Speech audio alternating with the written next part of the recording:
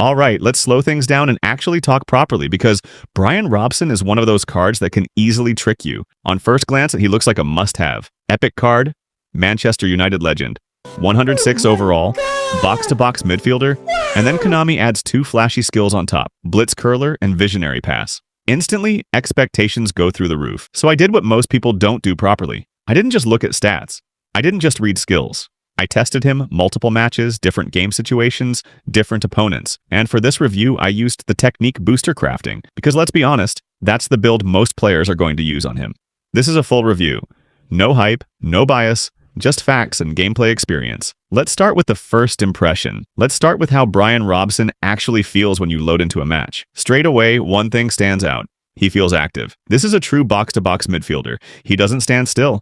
He's always moving, always offering himself as a passing option, always involved in transitions. Off the ball, his positioning is very good. He naturally drifts into spaces that make sense, both defensively and offensively. With the technique booster, his first touch feels clean. He controls the ball well under pressure, doesn't take heavy touches, and doesn't feel stiff when turning. For a midfielder who's supposed to be involved in everything, this matters a lot. But first impressions are only step one. Next is his build and booster. Before we go any deeper, let's talk about the build choice. I reviewed Bryan Robson using the technique booster, and using this training which gives him 90 speed, 93 kicking power, 94 stamina, 93 low pass, 90 lofted pass, 90 dribbling. And the reason is simple. Technique boosts what he's already good at. Ball control, dribbling, tight possession, passing reliability. This build turns him into a controller, not a highlight merchant. And that's important because if you build him expecting crazy shooting output, you're already setting yourself up for disappointment.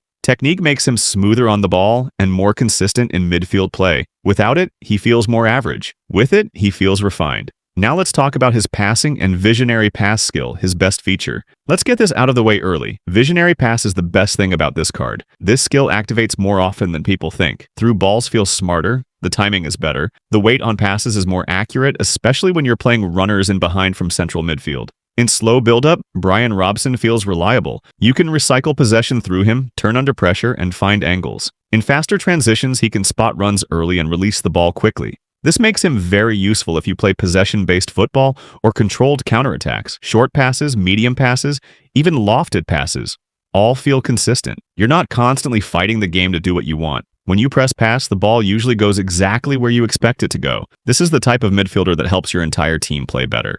Now his shooting and the Blitz curler problem. Now we need to talk about the most controversial part of this card, Blitz curler. On paper, this sounds insane. A box-to-box midfielder with Blitz curler? That should be broken, right? Wrong. Because then you look at his curl stat, 74. And I'm going to be very direct here. 74 curl for a Blitz curler is really bad. Blitz curler does not magically fix low curl.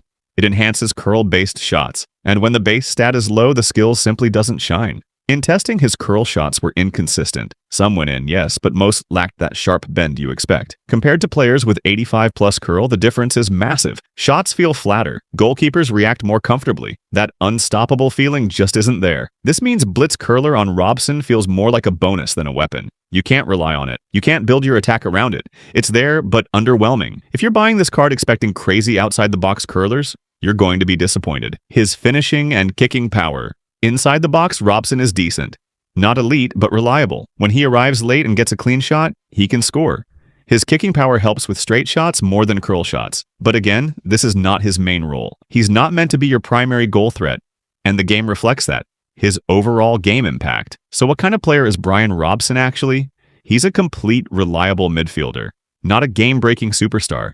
He helps your team control matches. He improves build-up play, he contributes defensively, he supports attacks, but he doesn't single-handedly win games with insane moments. And that's not necessarily a bad thing, as long as you understand what you're buying. Is he worth your coins? Now for the most important question. Is 106 epic Bryan Robson worth your coins? Here's the honest answer. If you're a free-to-play player, I would say don't rush. He's good, but he's not irreplaceable. Konami will continue releasing midfielders with better stat skill synergy. Blitz curler with 74 curl is already a red flag for long-term value. If you're a spender, a Manchester United fan, or someone who values balanced midfielders over flashy attackers, then yes, he's a solid pickup. Visionary pass alone makes him useful, and his box-to-box presence is very reliable. But if you're chasing broken mechanics, insane curl shots, or highlight goals, this is not the card for you.